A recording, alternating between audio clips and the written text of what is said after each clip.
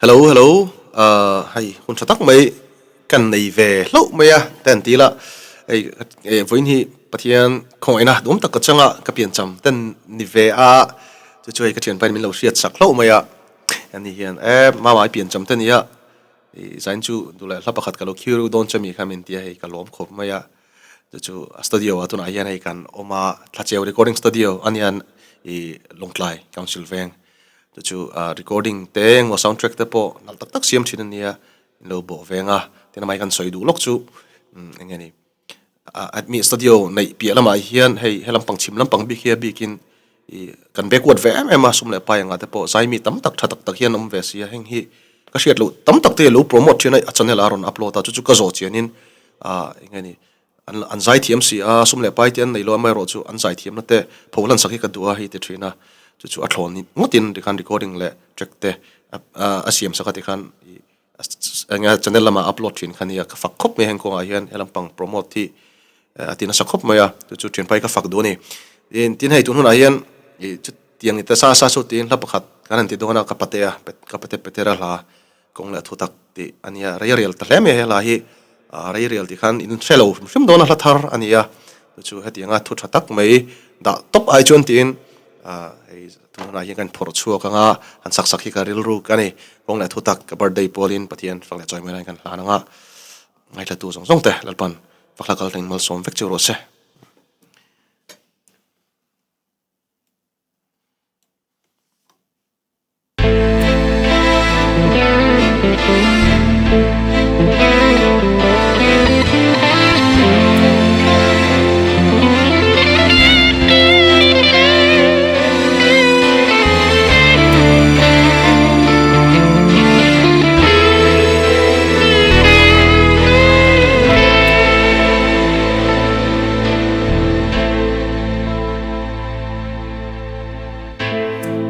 Ve Hlonchhing na atam me zanu po ching lova lunglam vei chang la atam be dong le lungain kalau cha le mai chi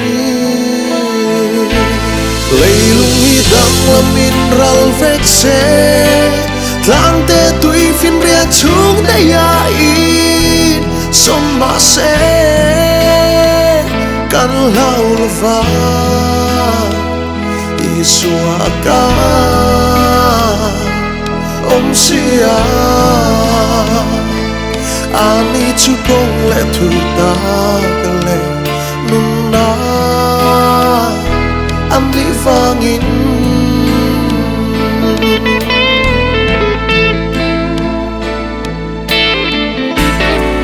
nga nghe calo boy chile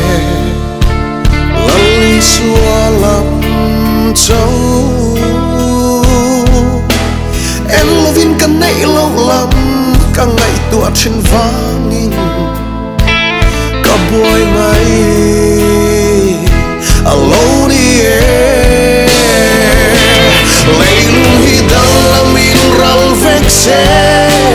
lang te tui fin ria chung te ya in sawmna se kan lau lova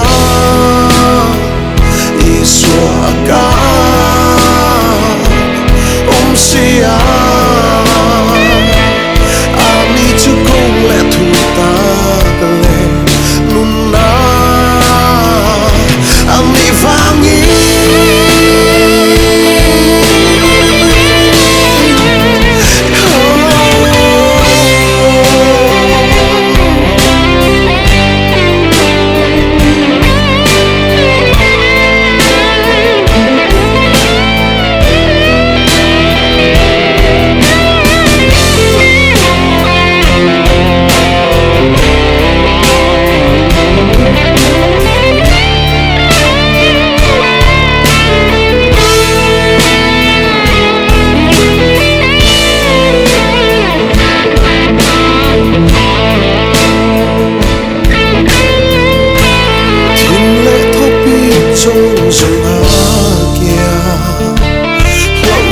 rong rong tên